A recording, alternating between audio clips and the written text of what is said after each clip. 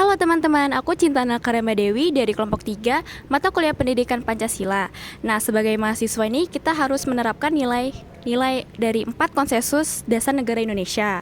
Nah, salah satunya itu ada Bhinneka Tunggal Ika. Yuk kita tanya-tanya ke rekan mahasiswa tentang bagaimana peran aktif mereka dalam mengimplementasikan nilai-nilai tersebut. Halo Kak, aku mau nanya nih sebagai mahasiswa, gimana sih peran kalian dalam menerapkan Bhinneka Tunggal Ika? Menurut aku sih salah satu nilai Bhinneka Tunggal Ika itu kan toleransi. Jadi sebagai mahasiswa kita tuh dituntut untuk saling menghargai satu sama lain. Selain itu sebagai mahasiswa kita memiliki peran untuk menjaga nilai. Misalnya tuh saat kita KKN, kita tuh harus menghargai dan menghormati masyarakat setempat.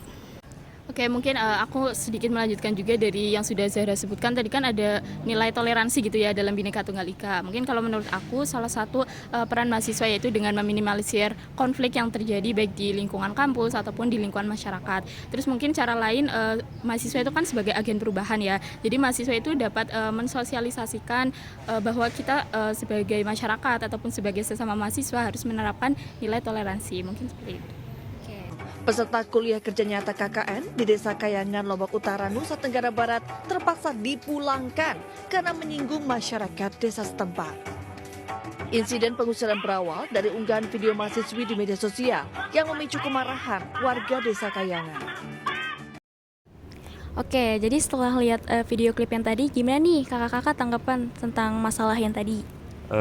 Dalam kasus ini, mahasiswa dari Universitas Mataram membuat video bahwa tidak ada perempuan cantik di Desa Kayangan. Konten tersebut membuat pihak kampus Unram mengadakan pertemuan dengan posko KKN se-NTB dan memberikan arahan kepada peserta KKN agar berbijak media sosial.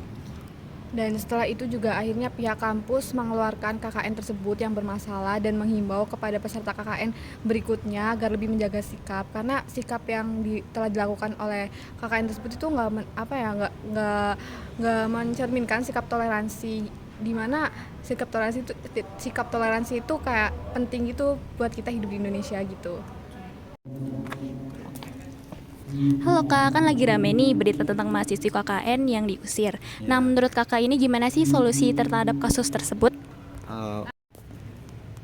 Oke, kalau menurutku sendiri solusi yang tepat untuk supaya peristiwa tersebut tidak terjadi lagi yaitu universitas memberikan pendidikan dan pelatihan kepada mahasiswa KKN yang akan melakukan KKN ke daerah tertentu, yaitu dengan memberikan pelatihan mengenai etika tentang bagaimana bersosialisasi dengan masyarakat supaya tidak terjadi konflik.